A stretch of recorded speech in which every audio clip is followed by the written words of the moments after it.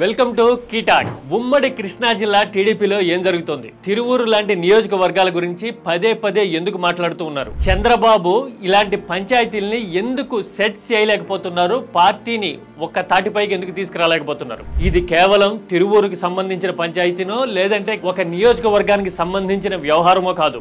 దీని కాన్సిక్వెన్సెస్ ఎలా ఉంటాయి అనేది చూస్తే చంద్రబాబు తిరువూరు విషయంలో ఏం చేయగలరు, అసలు టీడీపీలో భవిష్యత్తు పరిణామాలు ఎలా మారొచ్చు అనేది అర్థమవుతుంది. డీటెయిల్ గా చూద్దాం. అంతకంటే ముందు డోంట్ ఫర్గెట్ టు సబ్స్క్రైబ్ కీటాక్స్.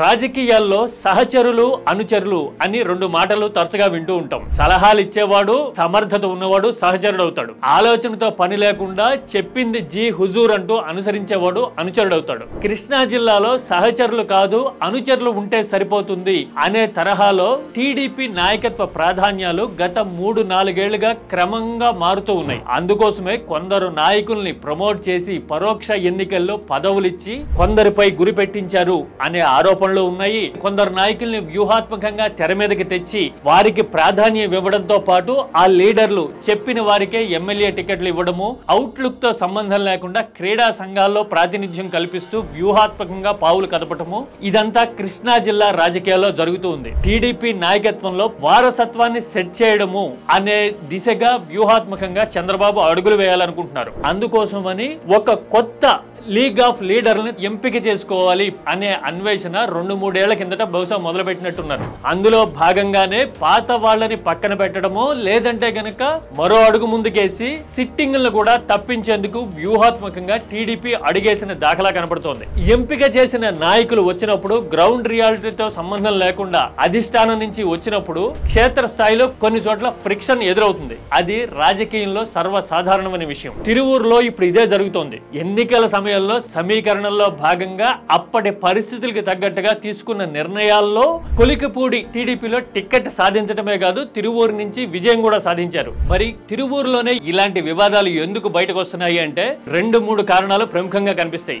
ఒకటి, మేం చెప్పిందే వేదం అని ఒకళ్ళిద్దరు నాయకులు గ్రూపులను ప్రోత్సహించే పరిస్థితి రావడం అనేది మొదటి కారణం అయితే, రెండోది వివాదాలు తల ఎత్తినా ఎట్టి పరిస్థితుల్లోనూ వెనక్కి తగ్గకుండా చర్చనీయమయ్యేలాగా చేయడము, తన వైపు ఫోకస్ మళ్ళేలా చూసుకోవాలి అనుకునే కొలికపూడి ధోరణి కూడా రెండో కారణం అని చెప్పుకోవాలి. మూడోది, రాజకీయంగా టీడీపీ నాయకత్వం ఎట్టి పరిస్థితుల్లోనూ నిర్ణయం తీసుకోలేదు అని అర్థమైన తర్వాత ఇలాంటి వివాదాలకి అడ్డు అదుపు అనేది సహజంగా లేకుండా పోతుంది. ఈ 3 కారణాలతోనూ ఇప్పుడు తిరువూరు పంచాయతీ పదే పదే నలుగుతూ ఉంది. అయితే ఇది కేవలం ఒక నియోజకవర్గానికి పరిమితమైన అంశం మాత్రం కాదు. కొందరు నేతల్ని ప్రోత్సహించాలని నాయకత్వం అనుకున్నప్పుడు ఆ వ్యూహం ఎంతవరకు అనుకూలిస్తుందో తెలియదు, కానీ ఇలాంటి ప్రతిస్పందనలు సహజంగా వస్తాయి అని చెప్పడానికి తిరువూరు ఒక ఎగ్జాంపుల్ అనుకోవాలి. ఇది తిరువూరు ఒక్కటే కాదు, ఇలాంటి పంచాయతీలు ఉమ్మడి ప్రకాశం, ఉమ్మడి అనంతపురం, ఉమ్మడి చిత్తూరు జిల్లాల్లో కూడా ఉన్నాయి. అవి కూడా ఏదో ఒక టైంలో ఎస్కలేట్ కావచ్చు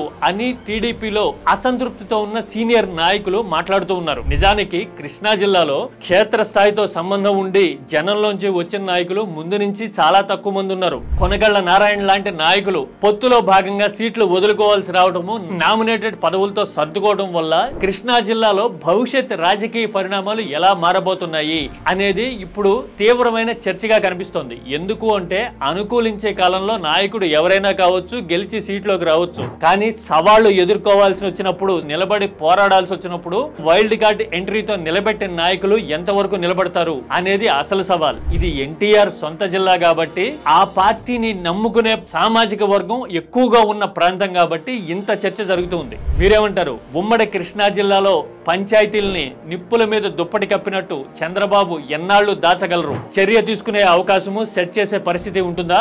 మీ అభిప్రాయాన్ని కామెంట్లో చెప్పండి. Don't forget to subscribe కీటాక్స్.